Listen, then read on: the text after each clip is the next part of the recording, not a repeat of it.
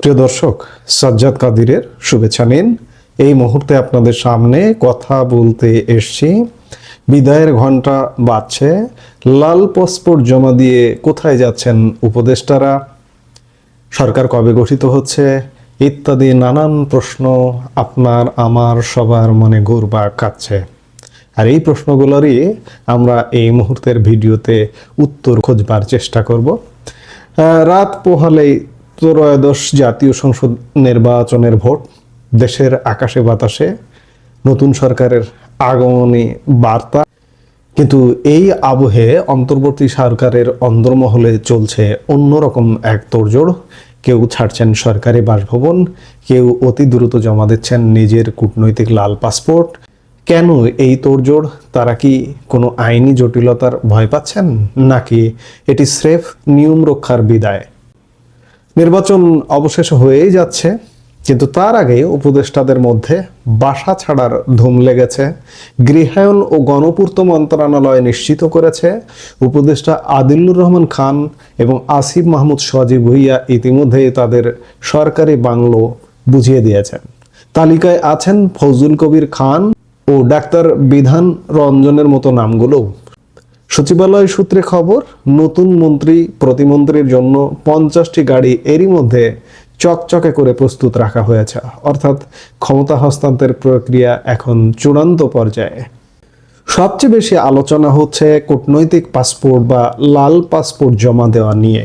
20 জানুয়ারির পর থেকে স্বরাষ্ট্র উপদেষ্টা জাহাঙ্গীর আলম চৌধুরী, অর্থ উপদেষ্টা সালেউদ্দিন আহমেদ এবং আইন উপদেষ্টা আসিফ নজরুল সহ অনেকেই তাদের লাল পাসপোর্ট বদলে সাধারণ সবুজ পাসপোর্ট ইতিমধ্যেই করে ফেলেছেন। অনেকেই প্রশ্ন তুলছেন, যাবার বেলায় এই গোপনীয়তা বা তাড়াহুড়া কেন? তবে অর্থ উপদেষ্টা স্পষ্ট করেছেন তারা নিয়ম মেনেই এটি করছেন এবং তিনি দেশেই থাকবেন। বিগত 1.5 বছর এই সরকার দেশ পরিচালনা করেছে। অনেকের মতে তারা কঠিন সময়ে হাল ধরেছিলেন, আবার সমালোচকদের দাবি অনেক ক্ষেত্রেই তারা বিতর্কিত সিদ্ধান্ত নিয়েছেন। বিশেষ করে বিভিন্ন আন্তর্জাতিক চুক্তি, অনিয়ন্ত্রিত বৈদেশিক কেনাকাটা, প্রশাসনিক রদবদল, মামলা বাণিজ্য, কিছু বিতর্কিত নিয়োগ জনমনে ক্ষোভ আছে। এখন প্রশ্ন হলো, নতুন সরকার ক্ষমতায় আসার পর এই উপদেষ্টাদের কাজের কি অডিট হবে? উপদেষ্টারা কি বিদেশে পাড়ি জমাবেন, নাকি বিগত 1.5 বছরের কোনো কাজের জন্য আইনি জটিলতায় ফেঁসে যাবেন? খেয়াল করলে দেখবেন এই অন্তর্বর্তী সরকারের অনেক সদস্যই শিক্ষাবিদ এবং এনজিও ব্যক্তিত্ব। তাদের অনেকেরই বিদেশে একটা আলাদা ঠিকানা আছে। কূটনৈতিক পাসপোর্ট জমা দিয়ে সাধারণ পাসপোর্ট নেওয়াটা বিদেশে যাওয়ার প্রাথমিক প্রস্তুতিও হতে পারে। এবং অন্দরমহলে শোনা যায় যে অনেক উপদেষ্টা ইতিমধ্যে তাদের পরিবারকে বিদেশে পাঠিয়ে দিয়েছেন। বাংলাদেশের রাজনৈতিক ইতিহাসে ক্ষমতার পট পরিবর্তন মানেই আগের মেয়াদের হিসাব নিকাশ।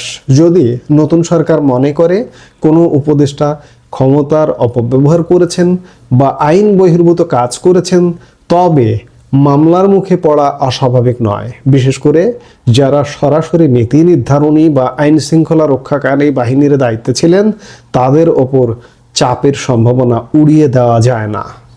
ইতিমধ্যে নির্বাচন কমিশনার ব্রিগেডিয়ার জেনারেল অবসরপ্রাপ্ত আবুল ফজল মোহাম্মদ সানাউল্লাহ ঘোষণা করেছেন যে ত্রয়োদশ জাতীয় সংসদ নির্বাচনের পরের দিন শুক্রবার সকালে সারা দেশ থেকে আসা ফলাফল গণনা করে আনুষ্ঠানিক ঘোষণা করা হবে।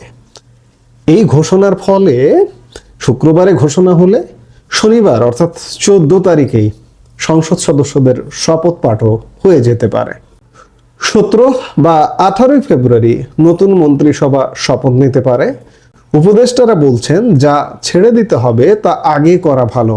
কিন্তু জনগণের প্রশ্ন, তারা শুধু সরকারি বাসভবনই ছাড়ছেন, নাকি কোনো দায়বদ্ধতা থেকেও মুক্তি খুঁজছেন? সময় বলে দেবে এই বিদায় কতটা স্বস্তির আর কতটা উদ্বেগের।